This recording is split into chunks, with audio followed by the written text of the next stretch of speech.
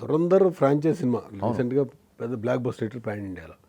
ఆ సినిమా మీద కానీ మీరు కాదు తర్వాత 26 కానీ ప్రిపేర్ అయ్యారు శ్రీరామనవమికి కానీ. కరెక్ట్. టాక్సిక్ పోస్ట్ పోవడం ముందుకు వచ్చారు 1 వీక్కి. మేము ముందుకు రాలేదు కదా, మొత్తం డిస్ట్రిబ్యూటర్లు అందరూ టాక్సిక్ ఎల్బీఆర్ గారు, మన సిడి అభిషేక్, మన పొద్దుటూరు శోభను, మొత్తం మంది సార్ పండగ పూట తెలుగు సినిమా లేకపోవడం ఏంటి సార్, పండగ పూట తెలుగు సినిమా రండి సార్ ఎలాగో కష్టపడుతున్నారు 1 వీకే కదా సార్ అన్నప్పుడు ఇంకా ఫిక్స్ అయిపోయాం. ఈ ప్రెషర్ తీసుకుంటాం, నేను ప్రొడ్యూసర్లు ఫిక్స్ అయిపోయాం.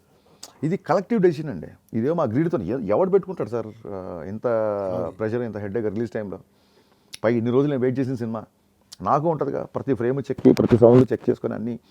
బట్ ఇది నేచర్ కాల్ అని ఫీల్ అయిపోయినా అంతే. ఇన్ని రోజుల తర్వాత జరగకుండా పవన్ కళ్యాణ్ సినిమా ఎందుకు జరిగింది, ఇన్ని సినిమాల్లో ఆయన డ్యాన్స్ లేకుండా నా సినిమాలో ఎందుకు డ్యాన్స్ వేశారు, ఇన్ని సినిమాల్లో లేని ఒక ఇది నా దానికే ఎందుకు వచ్చింది, ఈ డేటే ఎందుకు వచ్చింది అంటే భగవంతుడు మేబీ అరే నువ్వు ఇన్ని సంవత్సరాలు తగులే కాబట్టి బెస్ట్ డేట్ ఇస్తున్నాను పో అని చెప్పి దేవుడు ఇచ్చాడేమో, సిగ్నల్ ఏమో, ఇలా 100 రకాల మిశ్రమైన ఆలోచనలు. దాంతో డెసిషన్ తీసేసుకుని దూకేశాం.